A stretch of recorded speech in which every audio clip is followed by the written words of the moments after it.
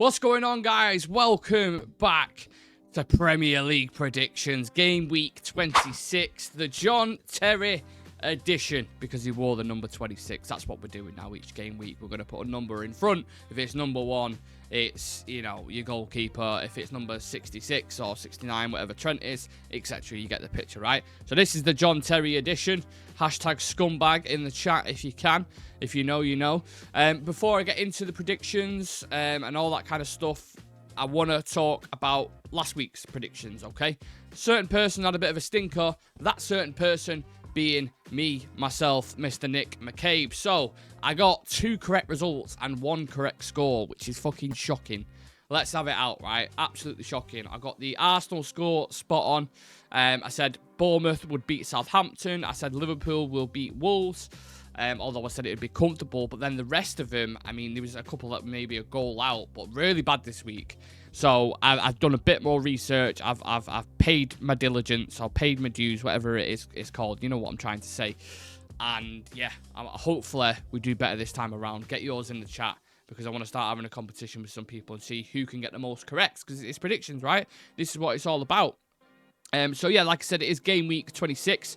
Remember, people, you have 1 banana skin to use for a result where you think, oh, could be a slip up there. You also have 1 barn burner, which effectively means, you know, this game's going to go off, mate. It's going to be 4-3. There's going to be chances galore.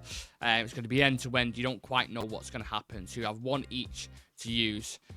Use them wisely. And we're starting off with tonight's game. It's currently Friday, 1 o'clock at the moment as I'm recording this. Yeah, we've got Leicester versus Brentford at the King Power Stadium. Now, you know, historically, this fixture, has cooked up quite a lot of draws in the past. We know that Leicester are absolutely desperate for points here. I think they'll be quite competitive. I would almost get to a point where like they might just nick a point here, because Brentford can be inconsistent, but I think Brentford have got more consistent quality players.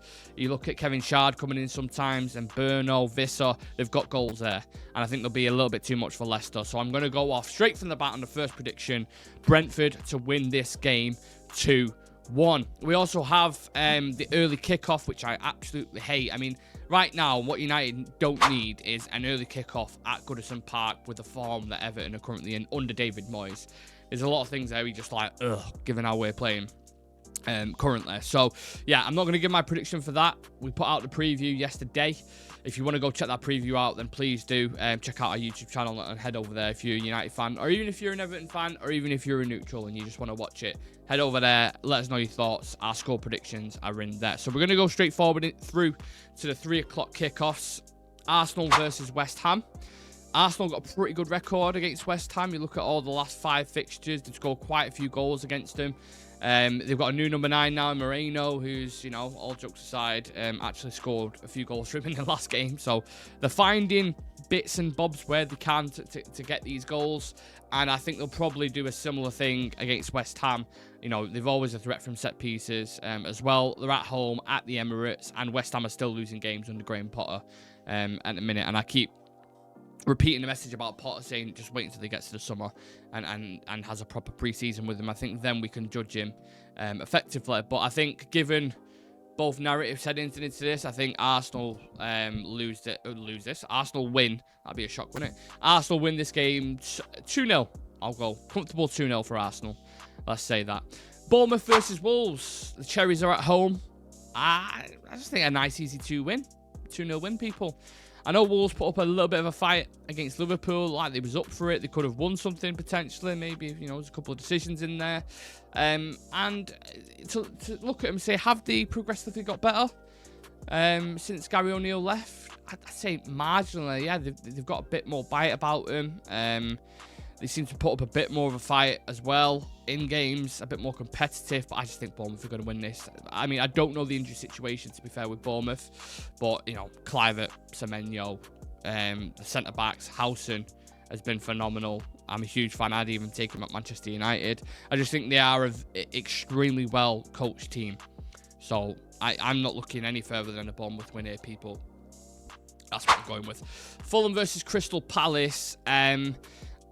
So Fulham, again, they draw so many games, but then they will surprise you with some victories, right? They'll go out there and they'll go and beat a Chelsea, or they'll go beat an Arsenal, or drop point, or make Liverpool drop points like they did when they got a draw, I think, at Anfield. They are a bit mad and sporadic, and you don't really know what you get from them. But I think they're gonna have a bit of a lull in this one. I think they're both going to kind of cancel each other out, and I've gone with a 1-1, bit of a snooze fest. Watch it be an absolute barn burner now, but yeah, I think that's going to be a draw, equal, and both teams go home with a point. Ipswich versus Spurs is after that. Obviously, notorious in the last game at the Tottenham Hotspur Stadium. Ipswich in the pink kit. That's a tongue twister, that. Ipswich in the pink pit. Jesus Christ. Ipswich in the pink kit. Pinched 3 points. Bloody hell. That's a proper tongue twister, isn't it? And obviously, that's kind of where I started getting a little bit rocky. I can't see them losing again. They're starting to get players back now. I know they're still a little bit vulnerable defensively, so they will concede a goal. I'm going to go with a 2-1 win for Spurs. I think I'm just starting to turn it around a little bit now. Like I said, the quality of players are getting back in there. Bentancur, Maddison, they're flowing. And when they're flowing full force in attack, they look half decent. But they'll still leave the back door open, as they always do. So Spurs to win 2-1. And then the last of the 3 o'clock kickoffs, you've got Southampton versus Brighton. Sugar donuts, fish and chips, windy beaches. The battle of the South is here.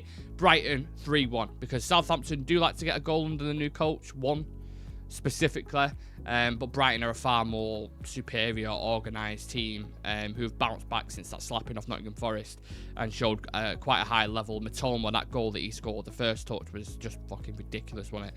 Outrageous. So he's in, stellar form. Welbeck's always there or thereabouts. You know what team they're going to bring, and you know they're probably going to play him off the park. So I've gone with a 3-1 Brighton win because they have goals in them as well.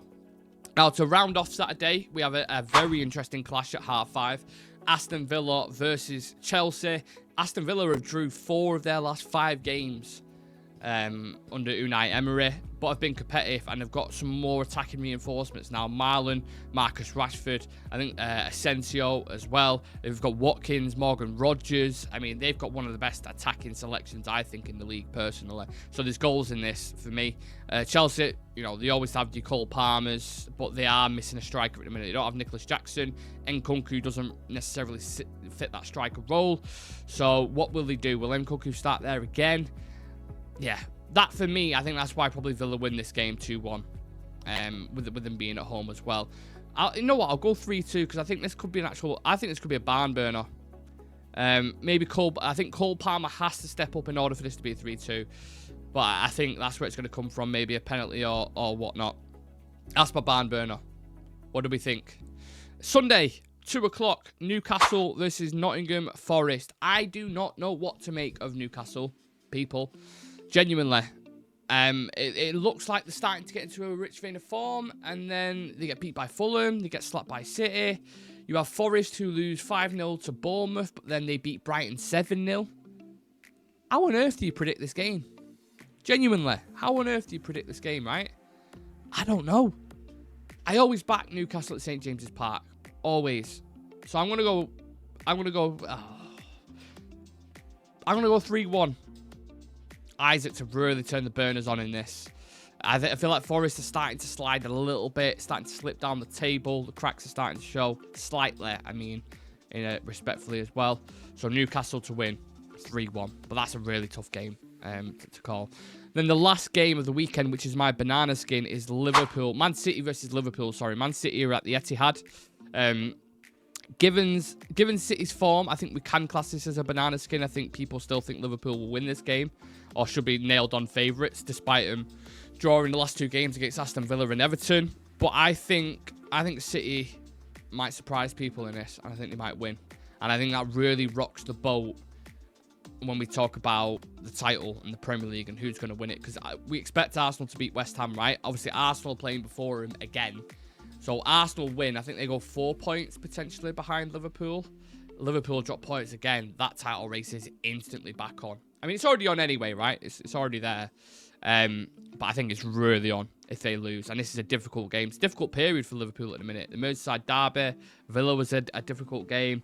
And they've got plenty more coming. So the boat is being rocked. Let's see if Arne Slot can keep it popping, people. Interesting times. So I'll go City to win 2-1.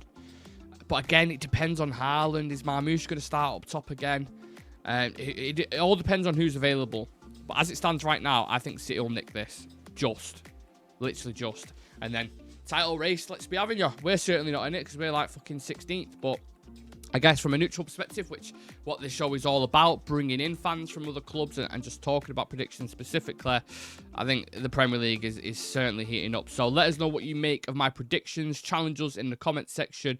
Let us know which game you're excited for most and where a potential banana skin could appear in game week 26. Thank you very much for watching. Have a wonderful weekend, everyone, and I'll see you next week for game week 27. See you in a bit.